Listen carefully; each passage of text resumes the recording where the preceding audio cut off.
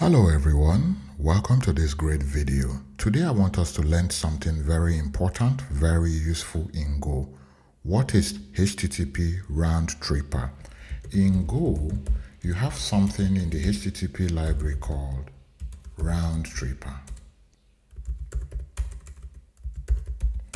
Now, what is this and why is it so important? Most people in Go, of course, maybe you have seen it in the source code and you're wondering what the heck is this? What does it do?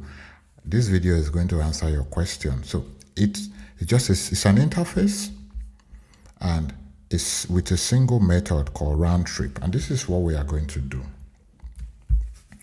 When you make HTTP requests in Go, so let's make a request to http.get. I don't have anything on the local host, so maybe google.com for the sake of history. We are going to check for error. If not, we can panic, and I'm not going to read the body. I'm not interested in the body. I just want this should be res. Let's use response.status code, okay? I think I'm going to make sure. Then I'm going to run the code on the right side of my screen, and you have 200. Beautiful. That means my internet is very good. This is how we make HTTP calls in Go. But the problem with this is you don't have control. You don't control the timeout. You cannot simulate failure. You cannot, let's say if you want to add some login before and after the call, you cannot do it. So instead of doing it this way, this is another way to do it. So we can say request, and then we construct the request like this, and we can call the default client .do. And instead of this, we can pass it the request. Well, not much has changed. This is like the same thing that we just did, but a little bit different, right? Not much has changed. Now, but one good thing that is happening now is this default client. That means if you go into the default client, see that it's of type client. Great, that means we can construct our own client. All right, let's do that. That means instead of using this client, I can do my own. And then this is our own client, and replace the default client with our own one, our own custom client. So this is an instance of the client that we have created, and then we are using it now instead of the default one. So why is this important? For several reasons. First, you can, for example, specify a timeout. So after 1 second, time the seconds, we want to time out. Of course, my internet this evening locally is very fast, so we are getting the response in less than a second. That is why it's not timing out. Or maybe we should try millisecond.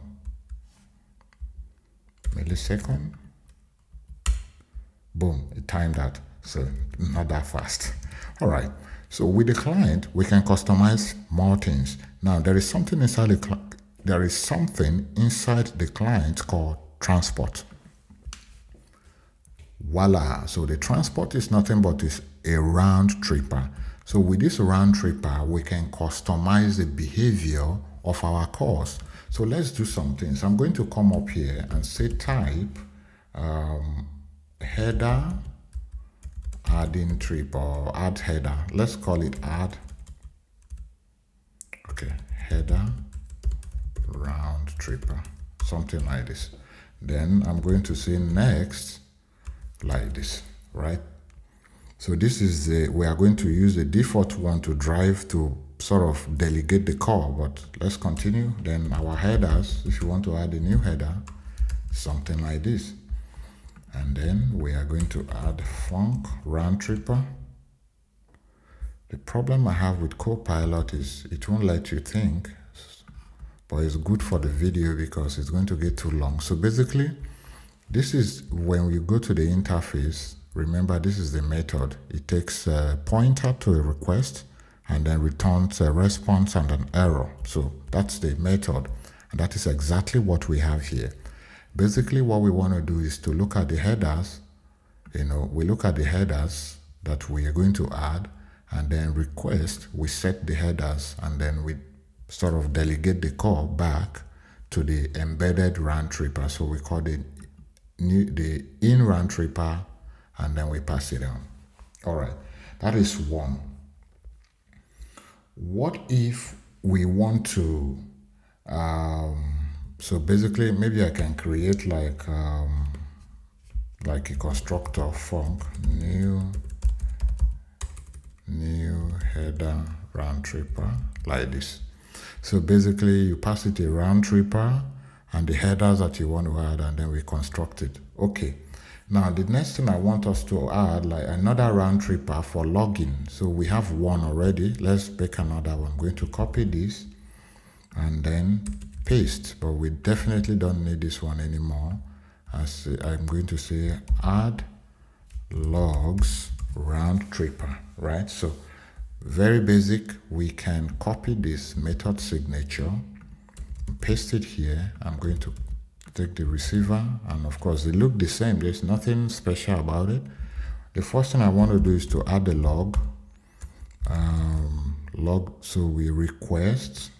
Yeah, I think the URL is okay. Maybe we can add a method as well. Method.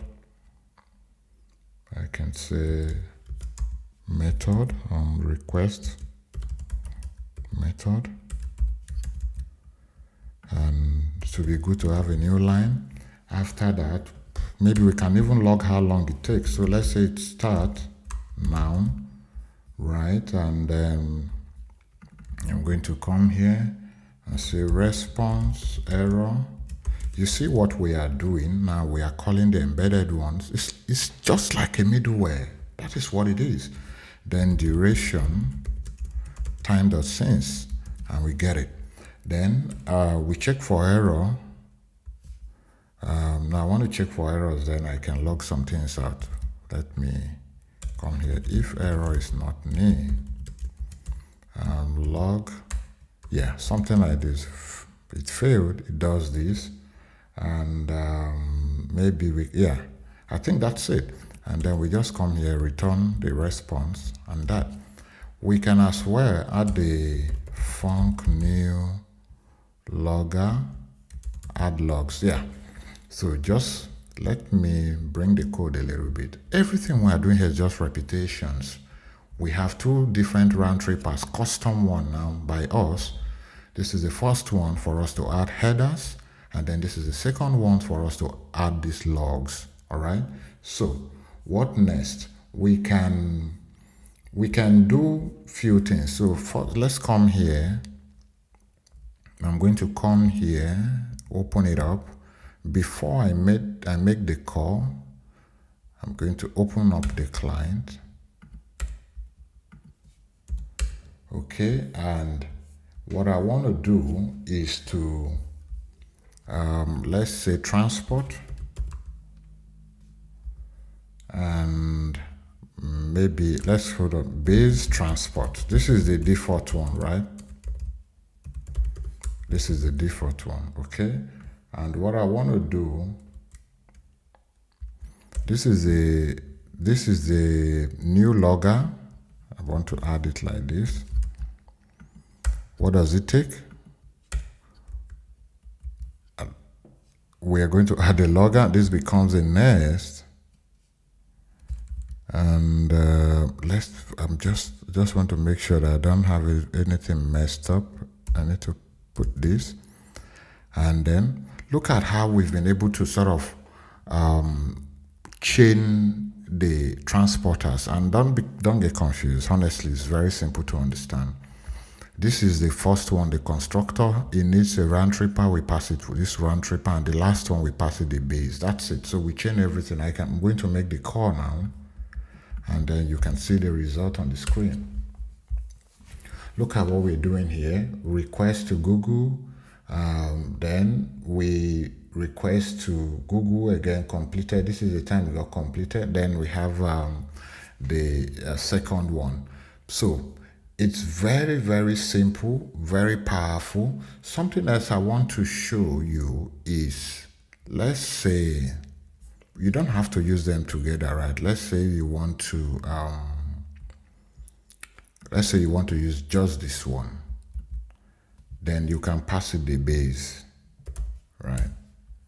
The reason why we are passing the base is because it is this one, the base, that is really making the call. And then we can go here and make the call, right? So it is very simple, very powerful. Now, I want to do a quick recap because if you are new to this idea, it might look a little bit too technical, but it is not. I want to take a step back and do a quick recap. Let's say you are doing Func,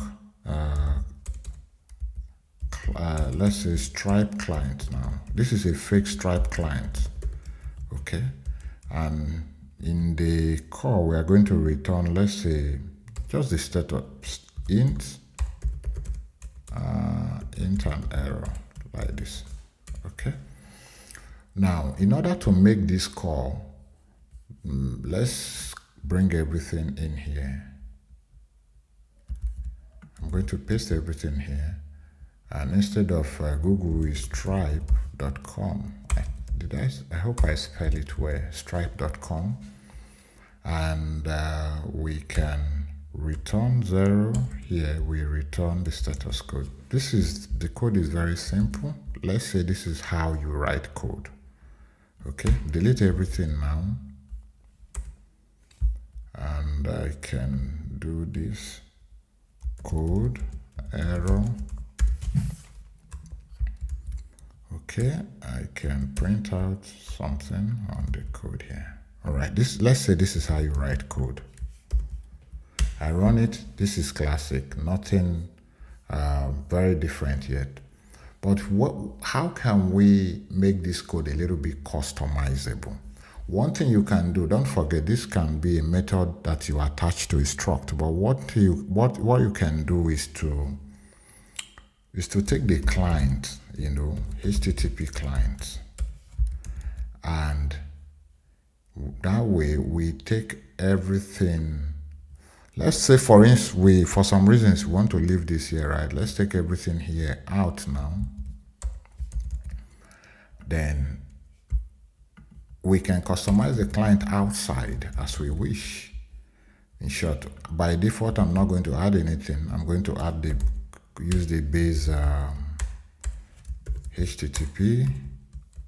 Then we are not using anything yet, right? Nothing. We are doing the old way. But now, if we want to customize the client, because we are passing the client as an argument, we can customize it. We can add a timer, we can add transport. So let's say transport now, and then I can add the base transport, this one, which is nothing but HTTP default transport. The default transport is not very useful. If you are not making any customization, then there is no need to specify the default transport because Go is going to use that anyway. But if you want, you can then do, okay, maybe what can we do here? Where is the logger? This is our logger. Let's add this.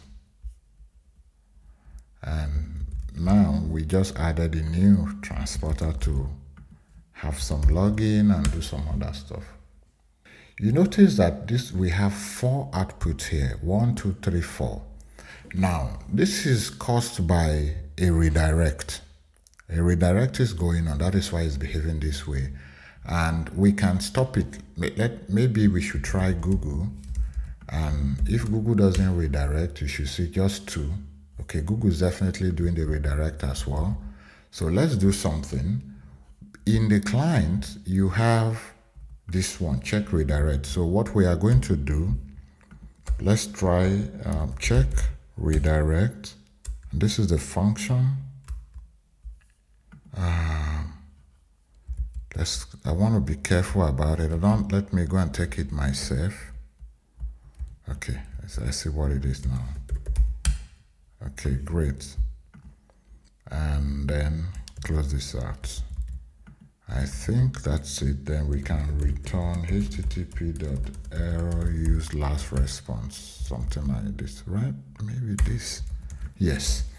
This one, This way we can stop it from behaving with a redirect. See, it came back with a 322. This is, you see the importance of using customizing the client and doing all that. But for website, let's test with something I know that won't redirect, which is maybe example.com. I don't know. Example.com for sure. This one didn't redirect 200. So this is it. So this is the video. Thank you so much for your time. If you like my videos, please subscribe, like the video, support the channel any way you can. Thank you, and do have a great week ahead. Bye.